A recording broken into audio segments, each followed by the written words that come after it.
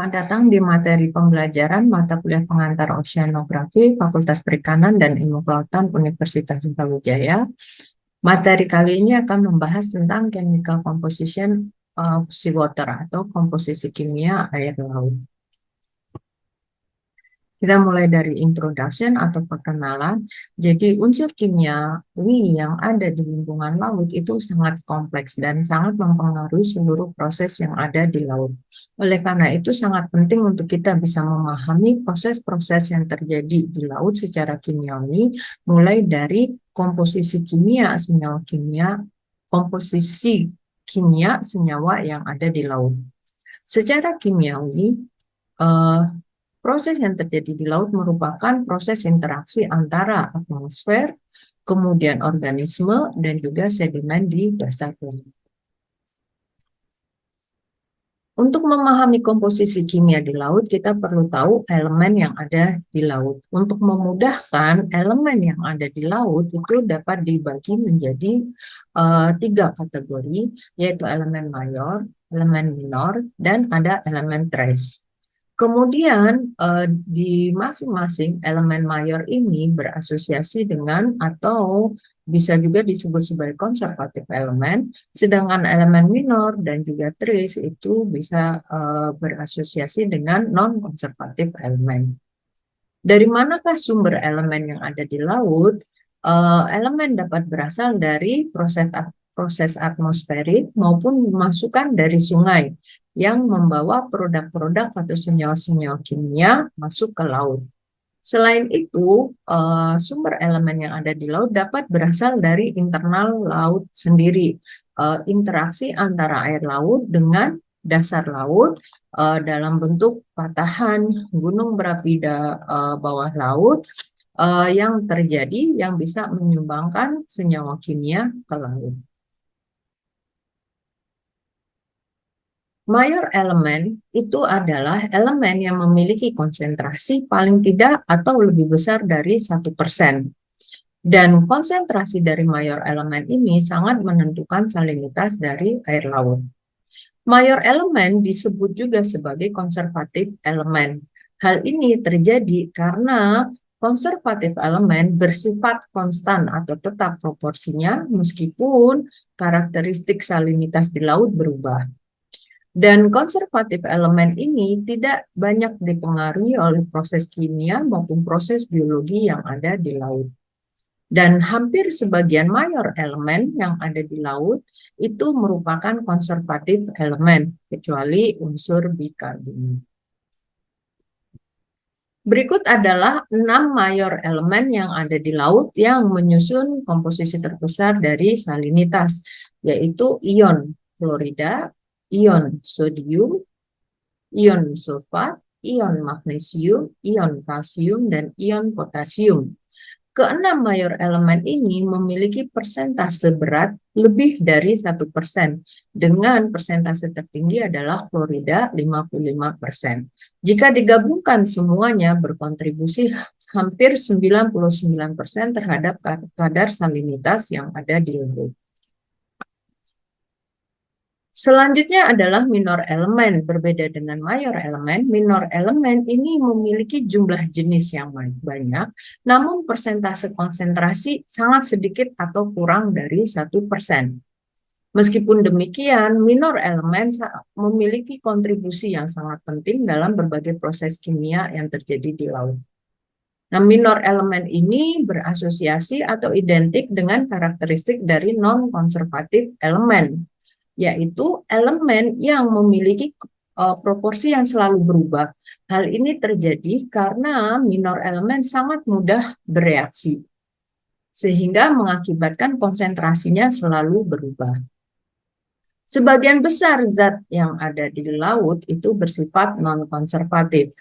Meskipun jumlah konsentrasinya sedikit, namun berkontribusi sangat besar terhadap proses kimiawi yang ada di laut.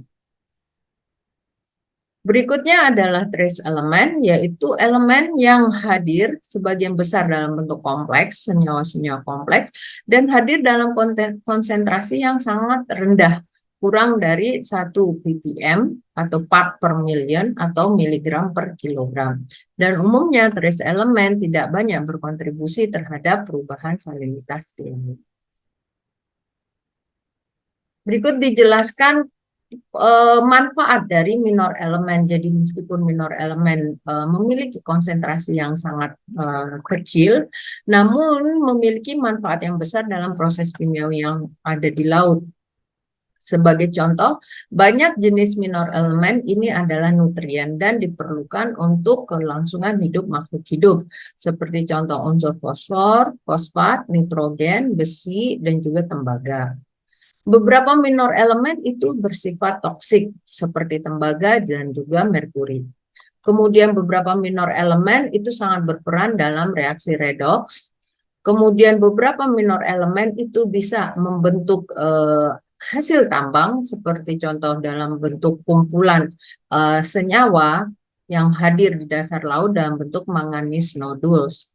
Dan beberapa minor elemen dapat digunakan sebagai indikator terjadinya pencemaran, seperti contoh PB, timbal, PU, dan PG.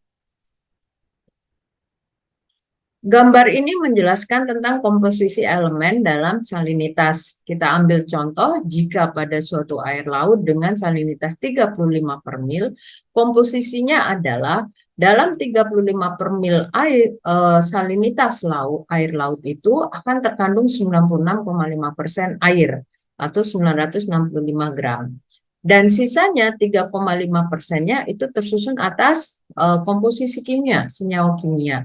Dari 3,5% ini akan dibagi lagi menjadi 95%-nya adalah makro yang terdiri dari 6 elemen tadi, dan 5%-nya adalah mikro atau minor konstituen. Sehingga dapat dilihat di sini perbedaan komposisi mulai dari air murni, kemudian makro elemen dan mikro elemen. Termasuk di dalamnya yang makro elemen pun bisa dibagi lagi menjadi persen klorida, sodium sulfat, kalsium, potasium, dan magnesium.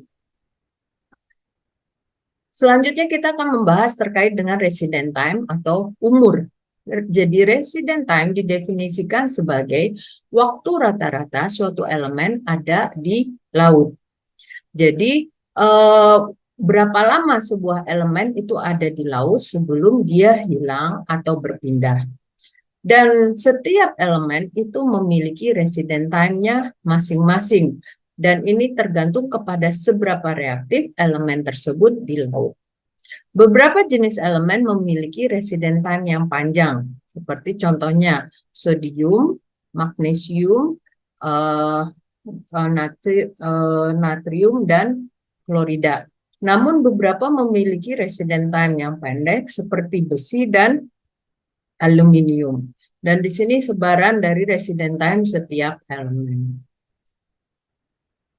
Resident time ini juga bisa digunakan untuk menghitung umur dari suatu masa air. Sehingga dari resident time ini kita bisa mengetahui berapa kisaran umur suatu masa air. Dan di sini telah dihitung bahwa satu masa air itu dapat mengarungi seluruh samudra di bumi itu membutuhkan waktu sekitar 3.800 tahun. Selanjutnya kita akan membahas tentang makronutrien. Jadi nutrien adalah elemen yang memiliki peranan penting dalam pertumbuhan organisme di permukaan laut. Makronutrien termasuk ke dalam jenis elemen yang bersifat mikro karena jumlah atau konsentrasinya tidak banyak, namun memiliki peranan yang sangat penting.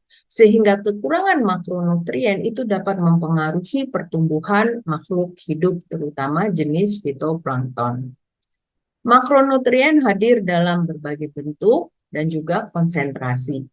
Di antara makronutrien yang ada, yang paling memiliki peranan penting dalam kehidupan organisme di laut itu adalah fosfor, nitrat, dan silikat. Makronutrien ini paling banyak dibutuhkan di permukaan laut oleh fitoplankton yang merupakan produsen primer dan melakukan fotosintesis.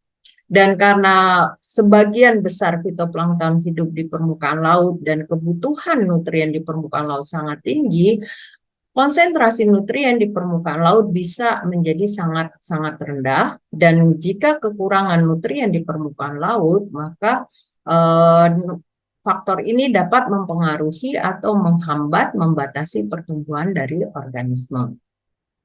Namun, setelah organisme mengkonsumsi nutrien dan organisme tersebut mati, akan mengalami proses dekomposisi dan nutrien yang ada di dalam tubuh organisme akan kembali lagi ke lingkungan perairan dalam bentuk proses remineralisasi. Remineralisasi umumnya terjadi di kolom perairan. Grafik ini menjelaskan siklus nitrogen atau pemanfaatan gas nitrogen sebagai salah satu unsur nutrien yang dibutuhkan oleh makhluk hidup dalam bentuk nitrat. Jadi gas nitrogen dari atmosfer itu akan mengalami proses nitrogen fiksasi yang dibantu oleh senyawa-senyawa mikroorganisme berubah menjadi amonia atau NH4. Dari NH4 terjadi lagi proses yang disebut nitrifikasi, mengubah NH4 menjadi nitrit atau NO2-, dan kemudian proses nitrifikasi berlanjut menjadi nitrat atau NO3-.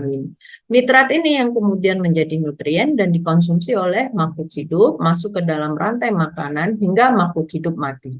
Saat makhluk hidup mati mengalami proses dekomposisi, nutrien akan kembali lagi ke lingkungan perairan.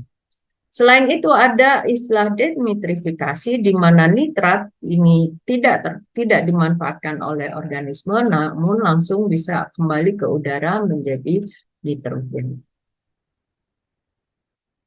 Siklus fosfor juga hampir sama, yaitu proses perubahan fosfor menjadi fosfat yang dibutuhkan oleh organisme sebagai nutrien. Dan perubahan ini berlangsung dari inorganik fosfor, yaitu fosfor yang berasal dari alam, kemudian berubah menjadi organik fosfor karena dikonsumsi oleh makhluk hidup, dan kemudian masuk ke dalam rantai makanan, makhluk hidup mati mengalami dekomposisi, sehingga organik fosfor ini kembali ke alam menjadi inorganik fosfor.